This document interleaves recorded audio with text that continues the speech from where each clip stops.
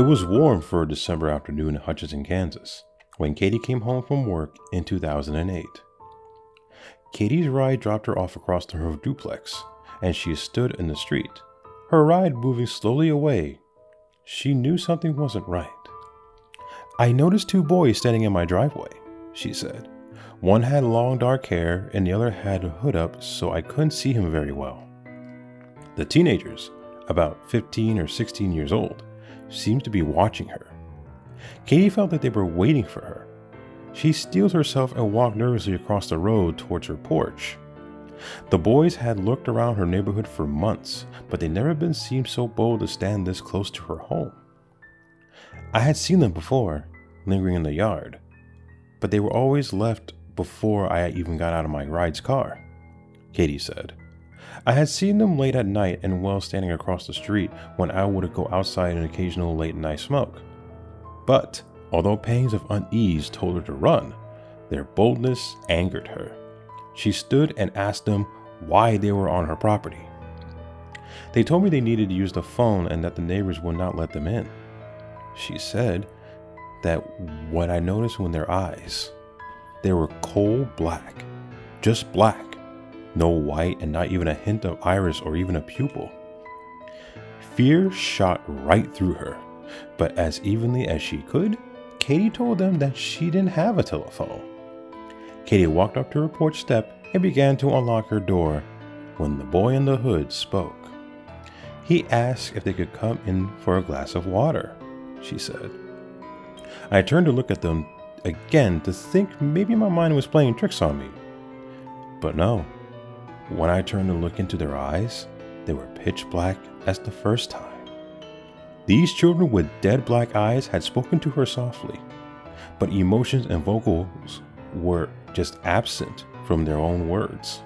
As she looked at these boys, whose long hair and hooded sweatshirts she felt had hid more than just skin, she knew she had to get away.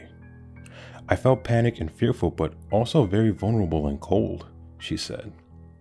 It was like I wanted to let them in, but I knew they were evil presence. I had felt uneasy before seeing their eyes, but now it just all came out.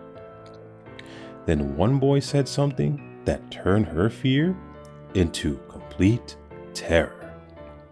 The hooded one then told me that they couldn't come in unless I told them it was okay and that they hoped I would because they were thirsty. Katie said, I opened my door and darted inside. At that point, I shut the door and locked it. She dropped onto the couch, her breaths coming in short, heavy gasps when something tapped on the window behind her head. One of the boys stood there staring through the glass, Katie said. I remember his words very clearly. Just let us in, miss. We aren't dangerous. We don't have anything to hurt you with. I was beyond frightened at this point.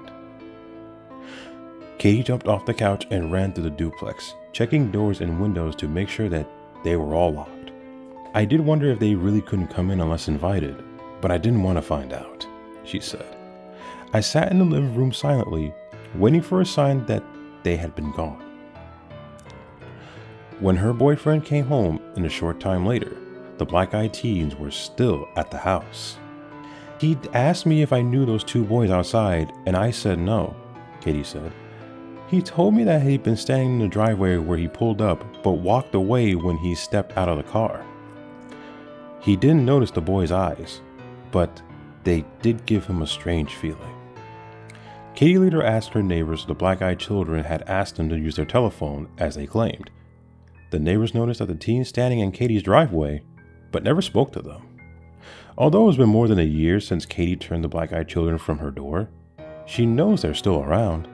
I still see them every now and then, standing across the street, watching, she said. But they have not approached me again.